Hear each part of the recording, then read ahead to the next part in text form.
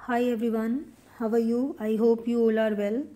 आज की इस क्लास में एक और इंटरेस्टिंग टॉपिक आप देख रहे हो जो कि है वाइवा क्वेश्चंस विद आंसर्स। ठीक है, हालांकि मैं आपको आंसर्स दे रही हूँ। इसके अंदर क्या है, इस क्लास के अंदर हम पढ़ने जा रहे हैं कुछ प्रैक्टिकल क्वेश्चंस के बारे में, क्योंकि आप सबको मालूम है कि सीबीएसई के प्रैक्टिकल चल रहे हैं। आपका केमिस्ट्री का प्रैक्टिकल भी होने ही वाला होगा, और जिसमें बच्चे बड़े स्केयर्ड रहते हैं कि किस टाइप के वाइवा क्वेश्चन रेडी की जाए। ठीक है ना। तो वैसे तो जनरली क्या होता है, वो आपसे पूछते हैं कि आपने सिलेबस से कौन सा चैप्टर रेडी किया है, तो वो तो आप चैप्टर रेडी करके जाते हैं, वहाँ से भी क्वेश्चन किए जाते हैं। लेकिन प्रैक्टिकल फाइल से और प्रोजेक्ट रिपोर्ट से भी क्वेश्चन आपसे पूछे जाते हैं वाइवा के अंदर। तो आज मैं आपके सामने जो ये क्वेश्चन लेके आई हूँ, ये रिलेटेड है किससे? टाइट्रेशन से। टाइट्रेशन से रिलेटेड क्वेश्चन मैं आपको कराने वाली हूँ। टाइट्रेशन क्या होता है आप सबको मालूम ही होगा। इसमें आपको एक नॉन सॉल्यूशन दिया जाता है जिसकी कॉन्सेंट्रेशन आपको मालूम होती है, और एक अननोन सॉल्यूशन दिया जाता है जिसकी कॉन्सेंट्रेशन आपको मालूम नहीं है। इस एक्सपेरिमेंट के दौरान आपसे अननोन सॉल्यूशन की कॉन्सेंट्रेशन स्ट्रेंथ ही कैलकुलेट कराई जाती है। ठीक है, तो कौन कौन से वो कॉमन क्वेश्चन हैं, कौन से में मोस्ट प्रोबेबल क्वेश्चन है जो एग्जामिनर आपसे करता है और जिसकी नॉलेज आपको होनी भी चाहिए, उसी के बारे में हम बात कर रहे हैं। तो देखिए फर्स्ट क्वेश्चन क्या दिया गया है कि स्टैंडर्ड सॉल्यूशन क्या होते हैं। स्टैंडर्ड सॉल्यूशन किनको बोला जाता है? स्टैंडर्ड सॉल्यूशन वही होते हैं जिनकी स्ट्रेंथ क्या है? नोन है, जिनकी स्ट्रेंथ आप जानते हो। जैसे कि एक बहुत कॉमन प्रैक्टिकल है कि मोहर सोल्ट की टाइट्रेशन कराई जाती है किसके साथ? KMnO4 के साथ। ठीक है ना, आप सबने किया होगा इसको।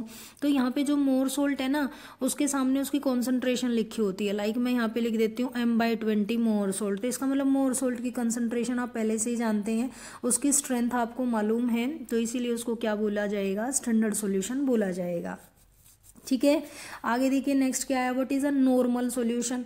नॉर्मल सॉल्यूशन किसको बोलते हैं? कि जिसकी जो कॉन्सेंट्रेशन आपने नॉर्मेलिटी ली है उसी को नॉर्मल सॉल्यूशन बोला जाता है। ठीक है, जैसे कि मोलैरिटी में अगर आपने कॉन्सेंट्रेशन निकाली है तो सॉल्यूशन को बोलेंगे मोलर सॉल्यूशन, और अगर नॉर्मेलिटी में आपने कॉन्सेंट्रेशन रखी है तो तब उसको क्या कह देते हैं? नॉर्मल सॉल्यूशन कह देते हैं। इसका फॉर्मूला क्या होता है? 1 gram equivalent mass of solute present पर लीटर ऑफ दी सॉल्यूशन। ठीक है, तो ये इजी है, कॉन्सेंट्रेशन टर्म ही होती है नॉर्मेलिटी। नॉर्मेलिटी से बनाए हुए सॉल्यूशन को ही क्या बोला जाता है? नॉर्मल सॉल्यूशन बोला जाता है। ठीक है, आगे देखिए नेक्स्ट क्वेश्चन क्या है, what is the equivalent mass of KMnO4 when it acts as a oxidizing agent in acidic medium। पहली बात तो आपको ये पता होना चाहिए कि KMnO4 में जो ये मैंगनीज है इसकी ऑक्सीडेशन स्टेट कितनी है? +7 है। अब जब आप एसिडिक मीडियम में KMnO4 को डालते हो या रिएक्शन करवाते हो KMnO4 के एसिडिक मीडियम में, तो KMnO4 क्या करता है? ये 5 इलेक्ट्रॉन का गेन करके Mn+2 में कन्वर्ट हो जाता है। ये कौन से मीडियम की बात हो रही है? ये एसिडिक मीडियम की बात हो रही है। तो कितने इलेक्ट्रॉन का गेन आपने देखा? 5 इलेक्ट्रॉन का, क्योंकि 7 से किस में कन्वर्ट हो गया है? 2 में। तो इक्विवेलेंट मास कैसे कैलकुलेट किया जाएगा? इक्विवेलेंट मास का फॉर्मूला होता है मोलर मास। ठीक है, और अपोन में आप क्या लिखेंगे? अगर कोई एसिड है या बेस है तो उसकी एसिडिटी या बेसिसिटी लिखी जाती है, लेकिन यहाँ तो आयन चेंज हो रहे हैं, आयन की जो ऑक्सीडेशन स्टेट है वो चेंज हो रही है। तो ऑक्सीडेशन स्टेट कितने इलेक्ट्रॉन से चेंज हुई है उससे डिवाइड कर दो, तो 5 से हुई है, तो 5 से इसको डिवाइड कर दो। ठीक है, KMnO4 का मोलर मास होता है 159, आप इसको डिवाइड कर देंगे 5 से, तो ऐसे आप इसका इक्विवेलेंट मास निकाल पाएंगे। क्लियर। उसके बाद कहता है कि क्या सोडियम हाइड्रोक्साइड को प्राइमरी स्टैंडर्ड बोला जा सकता है? तो सोडियम हाइड्रोक्साइड प्राइमरी स्टैंडर्ड नहीं होता। अभी आगे एक क्वेश्चन आएगा कि प्राइमरी स्टैंडर्ड कहते किसको हैं, वहाँ पे आपको समझ आ जाएगी ये बात कि भाई सोडियम हाइड्रोक्साइड प्राइमरी स्टैंडर्ड क्यों नहीं है। ठीक है, आगे देखिए नेक्स्ट क्वेश्चन क्या है। नेक्स्ट क्वेश्चन है हमारे पास, what is the maximum weight that can be weighed in chemical balance. जो आप मशीन देखते हो ना, केमिकल बैलेंस आपके पास होता है लैब में, तो उसमें कितना मैक्सिमम वेट आप कितना वे कर पाते हैं? तो 100 ग्राम आप उसमें वे कर पाते हैं। उसके बाद कहता है what is the weight of rider. ये राइडर क्या होता है? देखो जो बैलेंस होते हैं केमिस्ट्री लैब में वो कई टाइप के होते हैं। तो एक एनालिटिकल बैलेंस होता है, उसके अंदर क्या रहता है? राइडर रहता है। तो उस राइडर का वेट कितना होता है? 10 मिलीग्राम होता है। ये इतना इंपॉर्टेंट नहीं है, यहाँ से आपसे क्वेश्चन पूछा भी नहीं जाएगा। ठीक है, जस्ट जनरल नॉलेज है ये।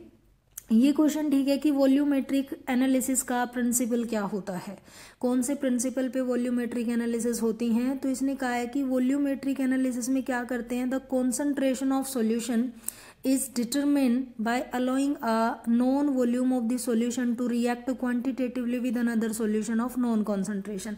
मतलब वही है, ये कह रहा है कि जो नॉन कॉन्सेंट्रेशन वाला आपका सॉल्यूशन है उसके फिक्स्ड वॉल्यूम को आप दूसरे अननोन सॉल्यूशन के साथ क्या कराते हो, टाइट्रेट कराते हो। इसी चीज को वॉल्यूमेट्रिक एनालिसिस बोला जाता है। ठीक है, आगे कहते हैं टाइट्रेशन किसको बोला जाएगा। ठीक है, टाइट्रेशन क्या होती है, तो वो चीज पूछी जा रही है। टाइट्रेशन क्या है, the process of adding one solution from the burette to the another in conical flask in order to complete the chemical reaction involved is known as titration. ठीक है, आप सबको मालूम है कि जो ये टाइट्रेशन होती है ये किस में लगती है, ये ब्यूरेट के अंदर लगाई जाती है। ओके, ब्यूरेट होती है आपके पास, जनरली 50 ml की ब्यूरेट आपको लैब में मिलती है। इसके अंदर आपका एक सॉल्यूशन डाला हुआ होता है, आपने वो फिल कर रखा होता है। यहाँ पे नीचे आपने टाइट्रेशन फ्लास्क रेडी किया हुआ होता है, तो यहाँ से ड्रॉप बाय ड्रॉप आप सॉल्यूशन डालते हैं। तो यही तो बात बताई है इसने कि वन सॉल्यूशन को ब्यूरेट से ऐड किया जाता है दूसरे सॉल्यूशन के अंदर रिएक्शन को कंप्लीट कराने के लिए। इसी चीज को क्या बोला जाएगा, टाइट्रेशन बोला जाएगा। ठीक है, आगे देखिए एंड पॉइंट किसको कहते हैं, व्हाट इज एंड पॉइंट। तो the stage during titration eight which the reaction is just complete, वो वाली स्टेज जहां पे रिएक्शन जस्ट कंप्लीट हुई है उसी पॉइंट को आप क्या कहते हैं, एंड पॉइंट बोलते हैं।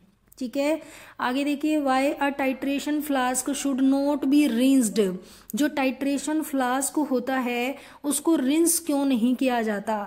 ठीक है, देखो जो टाइट्रेशन फ्लास्क है वो आपके कॉनिकल फ्लास्क होते हैं जनरली। तो यही कह रहा है कि ब्यूरेट में तो सॉल्यूशन डालने से पहले ब्यूरेट को क्या करते हैं, रिंस करते हैं।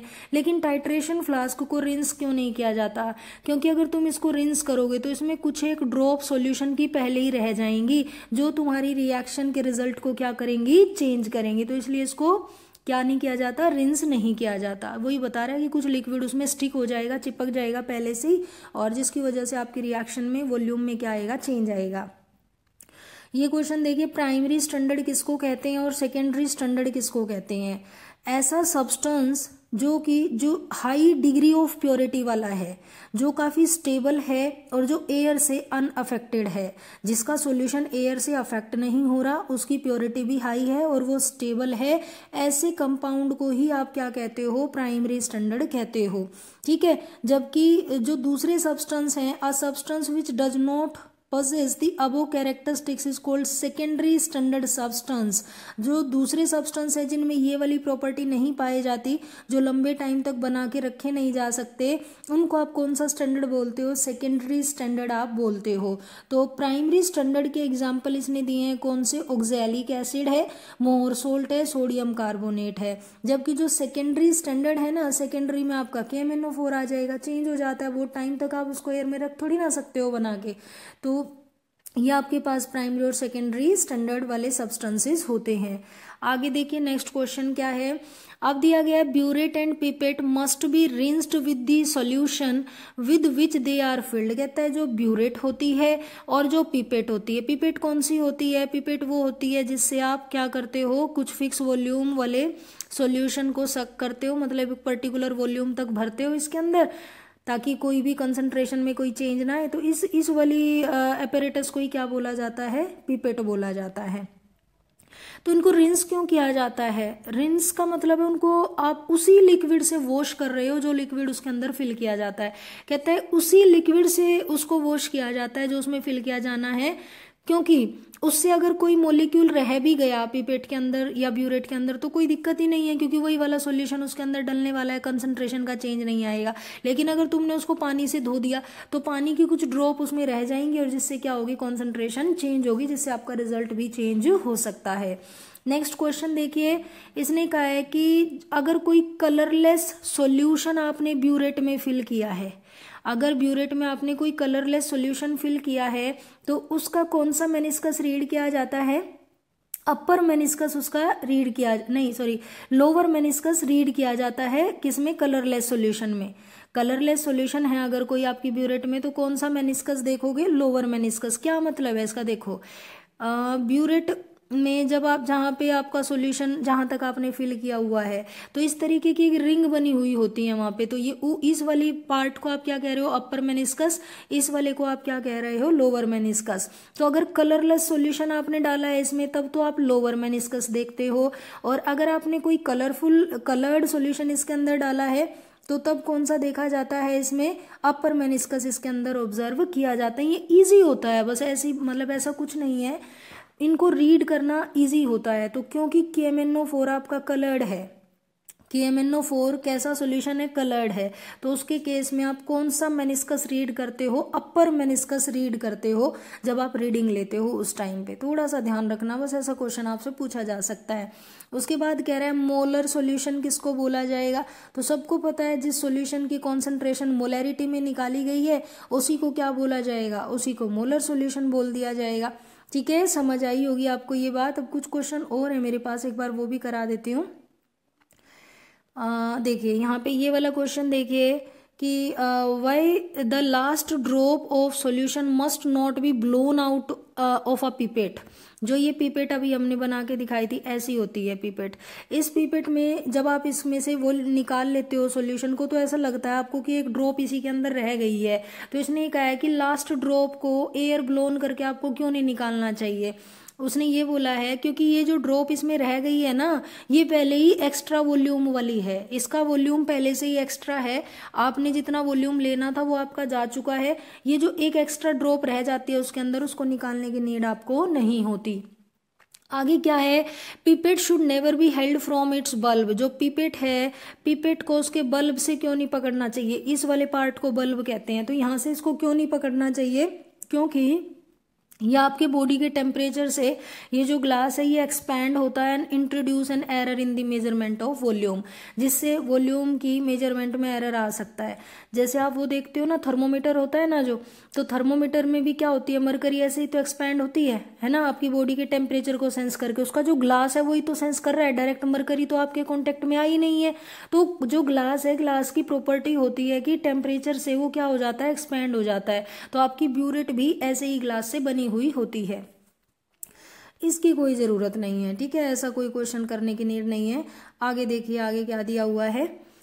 नेक्स्ट क्वेश्चन है what is an oxidising agent and reducing agent in the reaction between KMnO4 and ferrous sulphate. ये फेरस सल्फेट किस में होता है, मोहर सोल्ट जो है ना, मोहर सोल्ट डबल सोल्ट होता है, जो किसका बना होता है, उसमें एक सोल्ट तो फेरस सल्फेट ही रहता है और जो दूसरा सोल्ट है वो होता है अमोनियम सल्फेट। ठीक है, तो ये मोहर सोल्ट है। अब इसने कहा है कि इनमें से ऑक्सीडाइजिंग एजेंट कौन है, भाई इसको तो कोई भी बता सकता है कि ऑक्सीडाइजिंग एजेंट कौन है, KMnO4 है। तो जो ये FeSO4 हो जाएगा, ये क्या है, रिड्यूसिंग एजेंट है डेफिनेटली। आगे कहता है what is the indicator used in KMnO4 titration. KMnO4 titration के लिए कौन सा इंडिकेटर यूज होता है, तो क्योंकि KMnO4 खुद ही एक कलरफुल सॉल्यूशन है तो उसमें किसी इंडिकेटर की जरूरत नहीं होती, वो सेल्फ इंडिकेटर होता है।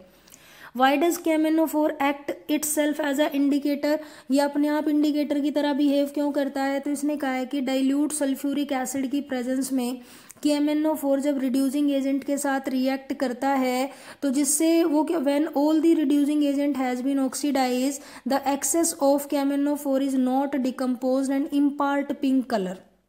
बस आप ये बताना इसके अंदर कि जब KMnO4 किसी रिड्यूसिंग एजेंट के साथ रिएक्ट करता है ना तो अपने कलर के अंदर चेंज ले आता है, तो कलर में चेंज होने की वजह से ही आपको ये पता चल जाता है कि रिएक्शन हो चुकी है, तो आपको किसी और इंडिकेटर को डालने की जरूरत वहां पे है ही नहीं। उसके बाद कहते हैं what is the end point of KMnO4 titration. जो टाइट्रेशन में KMnO4 यूज हो रहा है उनका एंड पॉइंट क्या होता है, तो कलरलेस से परमानेंट पिंक। मतलब आप तब तक टाइट्रेशन कंटिन्यू रखते हैं जब तक आपके कोनिकल फ्लास्क के अंदर कौन सा कलर ना आ जाए, पिंक कलर ना आ जाए। बिल्कुल लाइट पिंक कलर जब इसके अंदर आ जाता है तब आप वहीं पे रोक देते हैं अपनी टाइट्रेशन को और रीडिंग को नोट कर लेते हैं। ठीक है, तो ये एंड पॉइंट होता है। आगे क्या है, why is Mohr salt preferred as a primary standard over ferrous sulphate in volumetric titration.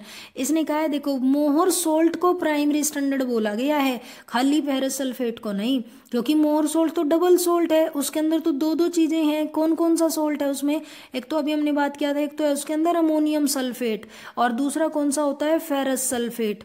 इन दोनों का मिक्सचर क्या बनाता है, मोहर सोल्ट बनाता है। और इसमें इवन वाटर मोलिक्यूल होते हैं, 6 वाटर मोलिक्यूल भी होते हैं इसके अंदर, वाटर ऑफ क्रिस्टलाइजेशन। तो फेरस सल्फेट को अकेले क्यों नहीं ले सकते आप, क्योंकि वो क्या हो जाता है, ऑक्सीडाइज हो जाता है, एसिडिक मीडियम में वो ऑक्सीडाइज हो जाता है, तो इसीलिए उसको हम अकेले को स्टैंडर्ड नहीं ले सकते। Why are a few drops of dilute sulfuric acid added while preparing a standard solution? Standard solution बनाते हुए उसमें कुछ एसिड की ड्रॉप्स डाली जाती हैं, क्यों, वो इसलिए डाली जाती हैं ताकि क्या किया जाए, फेरस सल्फेट की हाइड्रोलिसिस को प्रिवेंट किया जा सके। मोहर सोल्ट के अंदर क्या है, फेरस सल्फेट है ना, तो वो फेरस सल्फेट हाइड्रोलाइज ना हो फर्दर, इसीलिए क्या किया जाता है, उसके अंदर H2SO4 की कुछ ड्रॉप्स डाली जाती हैं। Why a burette with rubber pinch coke should not be used in KMnO4 titration? भाई रिएक्ट कर जाएगा KMnO4 रबर के साथ, यही कारण होता है। Sometimes a brown PPT is observed in KMnO4 titration. कई बार जब आपसे गलत हो जाती है ना टाइट्रेशन, आपने सारी चीजें वो भी नहीं की हैं, उसको तरीके से नहीं किया, तो उसका कलर लाइट पिंक की बजाय क्या आ जाता है, ब्राउन कलर आपको देखने को मिलता है एंड पॉइंट पे। तो वो किस वजह से, कहता है कि देखो H2SO4 की कमी रह जाती है, तुमने प्रॉपर H2SO4 नहीं डाला टाइट्रेशन फ्लास्क के अंदर, जिसकी वजह से वहां पे क्या बन जाता है, एक ब्राउन कलर का कंपाउंड बन जाता है। कौन सा कंपाउंड, MnO2 ये बन जाता है, ठीक है, जो कि KMnO4 का इनकम्प्लीट ऑक्सीडेशन दिखा रहा है, इसी की वजह से उसमें क्या आ जाता है, ब्राउन कलर आ जाता है। तो एग्जामिनर जब आएंगे ना, आप जब ये प्रैक्टिकल कर रहे होंगे और एग्जामिनर वहां से गुजर रहे हैं, आपके आसपास देख रहे हैं, अगर आपकी फ्लास्क के अंदर ब्राउन कलर दिख गया ना, तो उनको तो समझ आ जाएगा कि इन्होंने H2SO4 की क्वांटिटी पूरे तरीके से डाली ही नहीं है, और वो तभी कह देंगे कि तुम्हारा टाइट्रेशन गलत है। तो ये भी आपको मेक श्योर करना है कि बिल्कुल पिंक कलर आए, आपके टाइट्रेशन फ्लास्क का पिंक कलर आना चाहिए एंड पॉइंट पे, लाइट पिंक कलर, ना कि ब्राउन कलर, ठीक है। तो अगर आपको ऐसा लग रहा है कि भाई एक बार आपने टाइट्रेशन करा ली और उसमें ब्राउन कलर आ गया, तो आप क्या करोगे, अगली बार उसमें H2SO4 थोड़ा सा और ज्यादा डालोगे, ठीक है। लास्ट क्वेश्चन देखिए क्या है, why should you heat the oxalic acid solution of about 60 to 70 degree Celsius before titrating with KMnO4 solution. अब देखो, जो दो तरीके की टाइट्रेशन होती हैं, एक तो होती है मोहर सोल्ट की KMnO4 के साथ, ठीक है, और एक दूसरी होती है ऑक्जेलिक एसिड की KMnO4 के साथ। ये दो टाइट्रेशन 12th क्लास के सिलेबस में आती हैं, ठीक है। तो जो ये ऑक्जेलिक एसिड वाली है ना, इसमें जो ये आप कोनिकल फ्लास्क रेडी करते हो, जिसके अंदर आपका ऑक्जेलिक एसिड रहेगा, H2SO4 रहेगा, तो ऑक्जेलिक एसिड वाली को ना इसमें हीट करना पड़ता है, ठीक है, 60 से 70 डिग्री सेल्सियस पे इसको हीट करना पड़ता है। तो वो यही पूछ रहा है कि क्यों हीट करना पड़ता है, क्योंकि in cold the reaction is very slow due to the slow formation of Mn2 positive ion. Oxalic acid is heated to speed up the liberation of Mn2 positive ion, which then auto-catalyze the reaction and thus the reaction proceed rapidly। एक तो क्या होगा कि reaction को जल्दी कराने के लिए किया जाता है। This also serve the purpose of expelling the carbon dioxide evolved during the reaction। देखो ऑक्जेलिक एसिड क्या होता है, यही तो है ऑक्जेलिक एसिड। तो टाइट्रेशन के दौरान क्या होगी, CO2 गैस निकलेगी, तो आप उसको हीट कर देते हो कि भाई जो CO2 गैस रिलीज हो रही है वो इवोल्व हो जाए जल्दी से रिएक्शन से, otherwise does not allow the reaction to go to the completion. अगर CO2 उसमें से पूरे तरीके से एक्सपेल नहीं हुई तो रिएक्शन आपकी कंप्लीशन तक नहीं जाती है, तो इसलिए उसको हीट करके ही आप टाइट्रेशन को कराते हो। तो देखो भाई, टाइट्रेशन से रिलेटेड तो यही क्वेश्चन आपके बनते हैं, एक दो क्वेश्चन और आ